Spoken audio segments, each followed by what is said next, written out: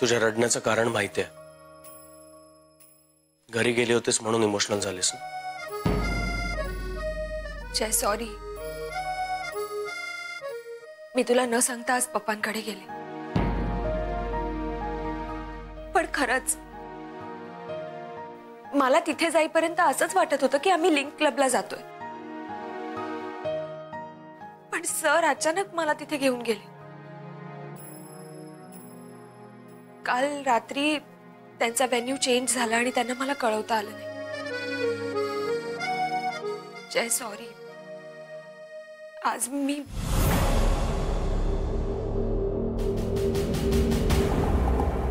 Oops sorry. मी disturb केलं का? Sorry sorry sorry sorry. नाही काय आहे, तू रडत होतीस, तुला सावरायला तर पाहिजे ना.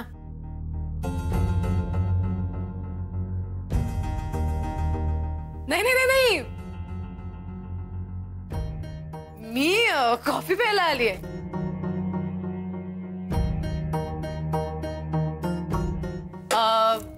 मी घेऊ ना कॉफी? चालेल ना? थँक्स.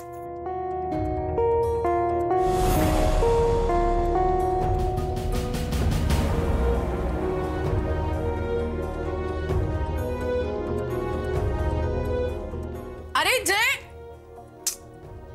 काय गेला? शी, काय मला वाटलं तू तुला समजवायला आलाय, धीर द्यायला आलाय तुला. गेला.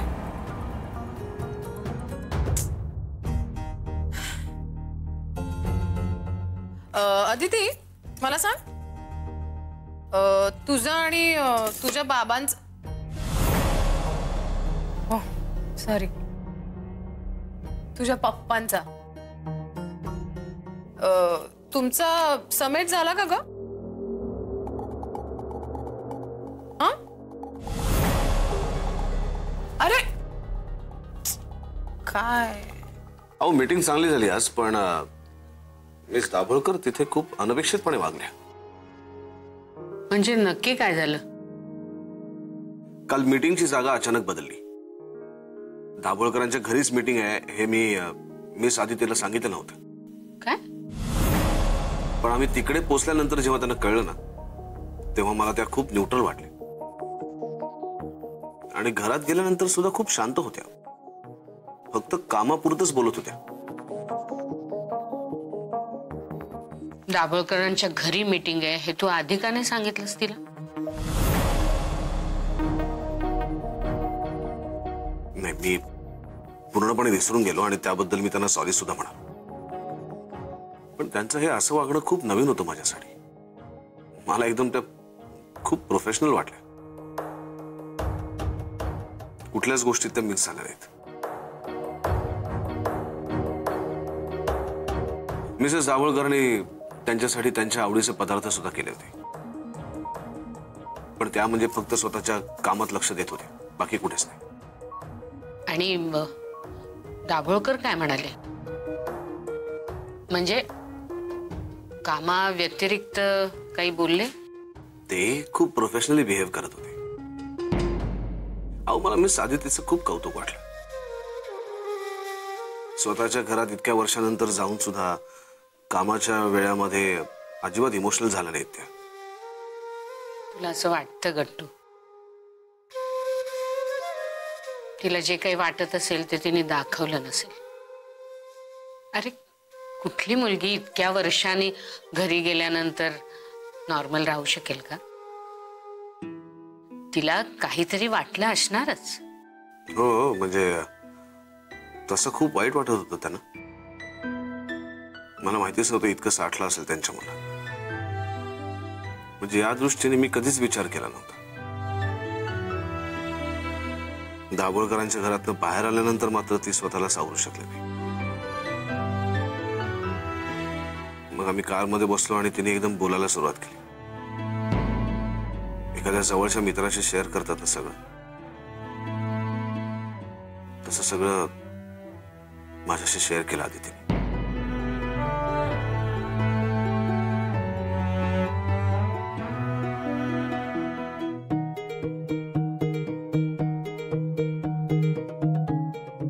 म्हणजे तुमची मैत्री झाली तर?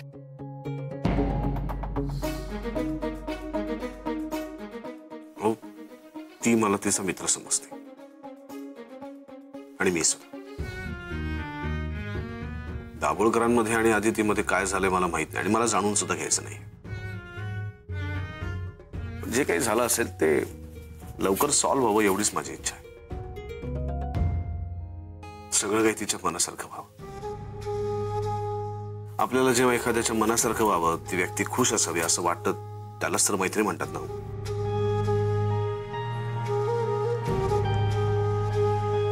याला मैत्री म्हणतात की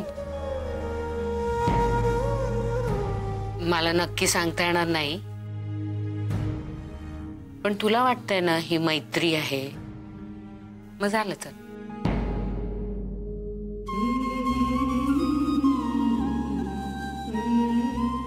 तिला एकेरी नावानं हाक मारतोयस, तुला सुद्धा कळत नाहीये.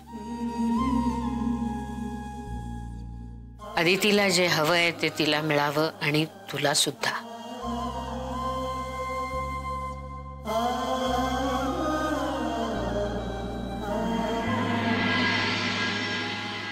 तरी आज भेटणं इम्पॉसिबल होतं. माझ्या लक्षात होतं मीटिंगचं, पण आय कुड मेक इट. नाही, प्रॉब्लेम असा झाला की हो, कारण माझी मुलगी आली होती आज माझ्या घरी. येस, आदिती आज माझ्या घरी आली होती खूप वर्षांनी. त्यामुळे तिच्याशी बोलण्यात सगळा वेळ गेला. पण यू डोंट वरी, आपण पुढच्या आठवड्यामध्ये मीटिंग करूया ना ही आपली आजची. येस येस, माझ्या ऑफिसमध्ये एडीएम मध्ये. Okay, bye, have a nice day. Bye.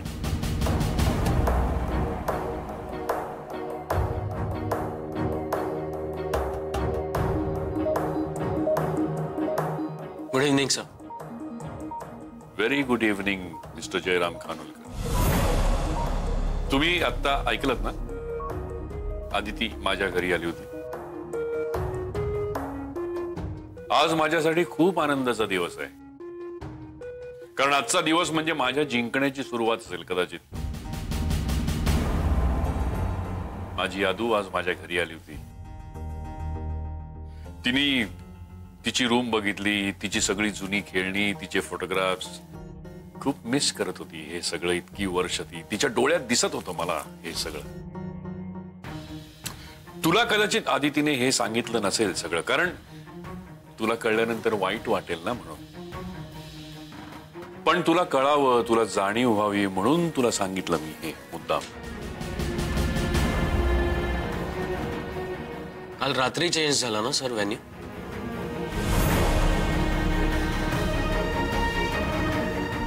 तुला कसं कळलं? कारण तुमच्या घरी जी आली होती ती तुमची मुलगी नव्हती. ती देव टूर्सची एम्प्लॉई होती,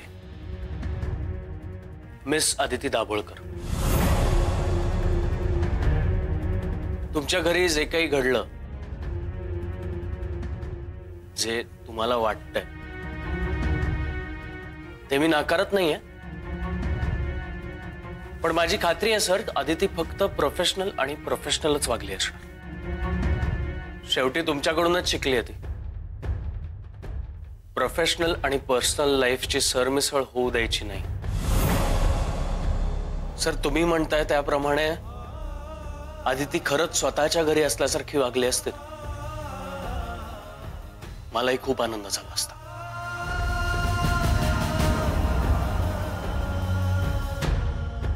तुम्ही म्हणताय तुम्हाला आदितीच्या डोळ्यात तिच्या आठवणी दिसल्या, पण इथे आल्यानंतर तिच्या डोळ्यात बघितल्यानंतर मला कळलं की तिच्या समोर सगळं होतं. तिची रूम, तिची ती खेळणी, तिच्या आठवणी, तिचे मम्मी पप्पा, हे सगळं तिच्या समोर होतं सर, आपलेपणा होता, पण ओढ नव्हती.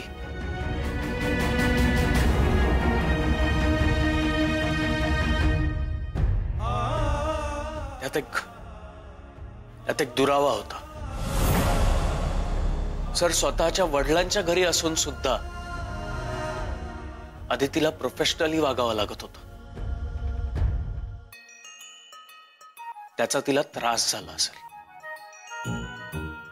आय एम सॉरी, मला तुमचा आनंद हिरावून घ्यायचा नाहीये, पण तुम्ही म्हणालात ना, ही जिंकण्याची सुरुवात आहे, पण माझ्या.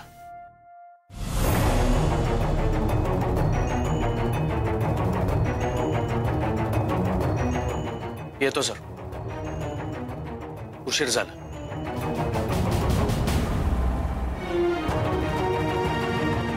माझी बायको मिसेस अदिती खानोलकर माझी वाट बघत असेल.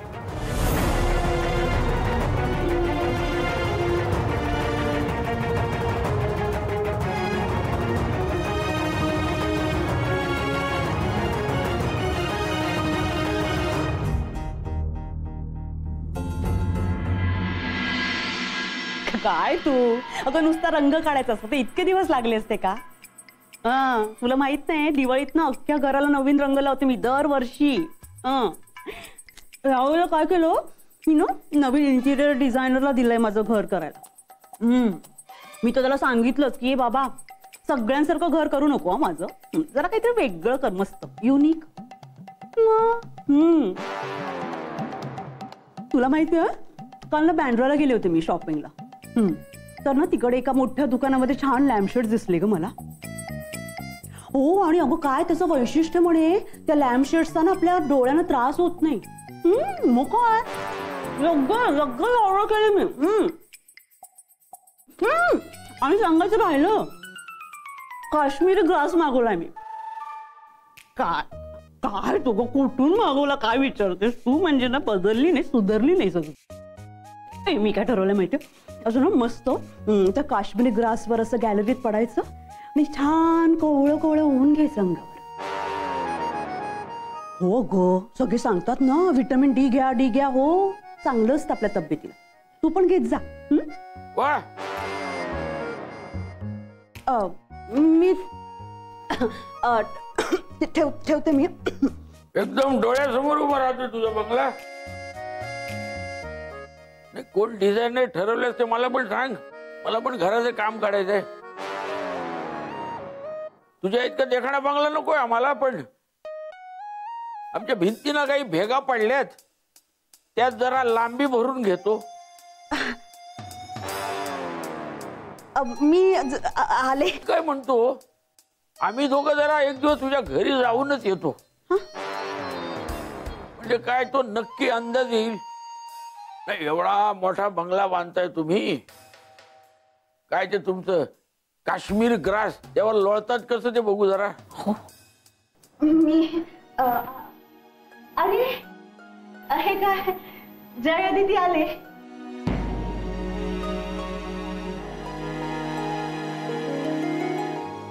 अदिती, काय ग अदिती, काय झालं तुला? अगं चेहरा असा उतरलाय का तुझा? डोळे बघ कसे दिसतायत. काय झालंय? काय काम खूप केलं की त्यामुळे डोळ्यावर ताण येतो, त्यामुळे सुचतात डोळे. उगीच विषयांतर नको.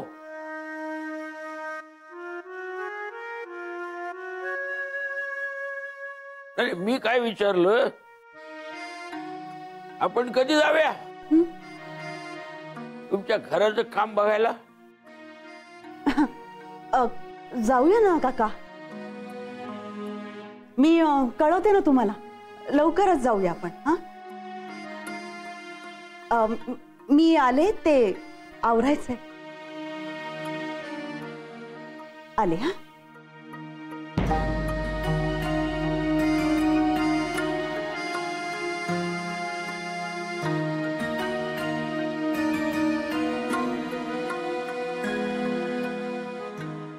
आलेच.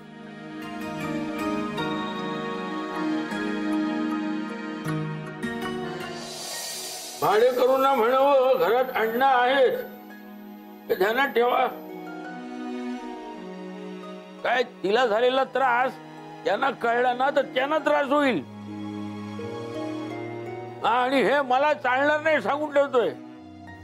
हे बघा, भाडेकरू समोर आहे तुमच्या, तुम्हीच काय ते सांगा. मी काही केलेलं नाहीये. आज प्रॉब्लेम असतो आजकालच्या पोरांचा. तर तुम्ही उगाच काहीतरी बोलू नका हो. जय, तू जा बरं आत, तिच्याशी बोलून घे. हो, आणि हे बघ, वेळेवरच जेवून घेऊया आपण. हा, मला प्रश्नांची उत्तरं मिळणार आहेत का? ती आत्ताच मिळायला हवी आहेत का? मिळतील नंतर. ओ भाडेकरू, तुम्ही आता जाताय का?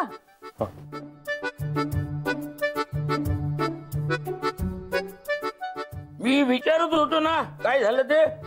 काहीही झालेलं नाहीये. अगं रडून डोळे सुजले होते तिथे, तू स्वतः बघितलंस. अहो, नंतर सांगेल ती.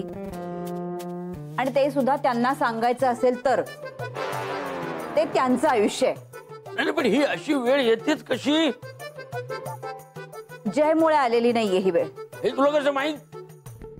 नाही म्हणजे तुझ्या बोलण्यावर विश्वास आहे माझा, पण तो भाडेकरू. माझा त्याच्यावर विश्वास आहे. जय तिच्या डोळ्यातून कधीच पाणी आणणार नाही. हो, पण आता रडलीच आहे ना ती. अहो, ते जयमुळे नाही. आणि किती प्रश्न विचारताय आता, बास.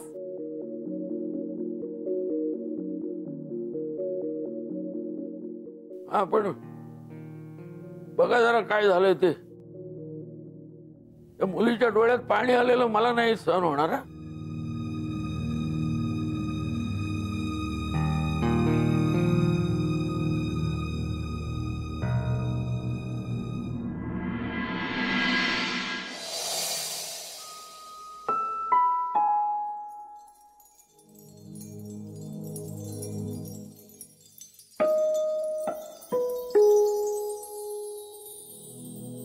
ठीक आहेस ना?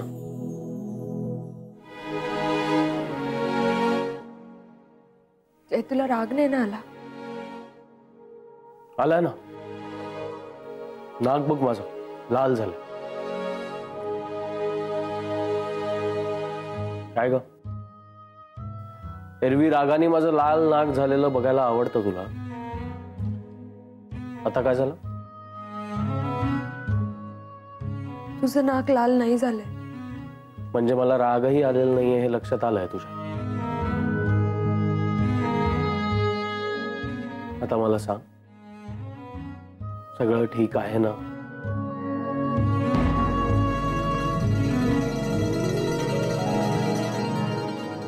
हो. मग सरांनी तुला एकदम गिफ्टच दिलं म्हणायचं.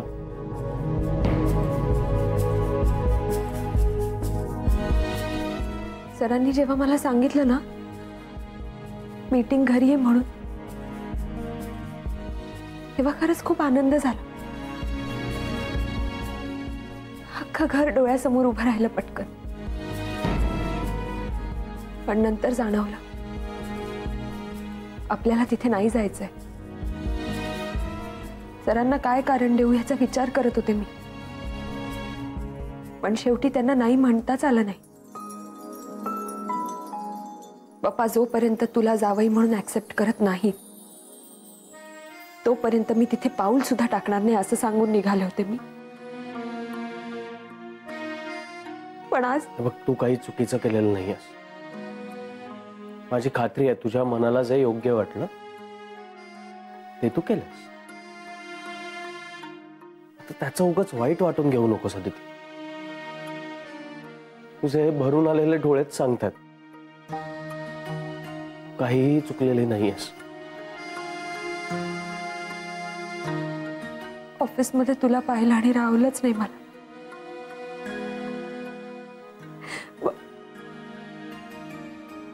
नाही पण मी फक्त मीटिंगसाठी गेले होते तिथे, फक्त कामासाठी तेवढंच केलं. आणि हो मला माहितीये तू तिथे फक्त कामासाठीच गेली होतीस.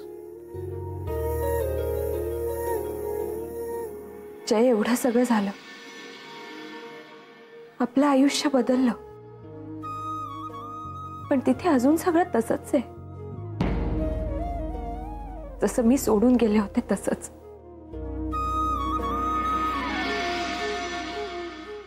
रादर पप्पांनी ते सगळं तसंच जपून ठेवलंय. त्या सगळ्यात ते मला शोधत असतील ना. आज पप्पांकडे बघून कळत होतं त्यांना मला खूप काही सांगायचंय. ते काहीही बोलत नव्हते, पण तरी सुद्धा मला कळत होतं. असं वाटलं पप्पांच्या मिठीत शिरावं, पप्पाच्या कुशीत जाऊन खूप रडावं.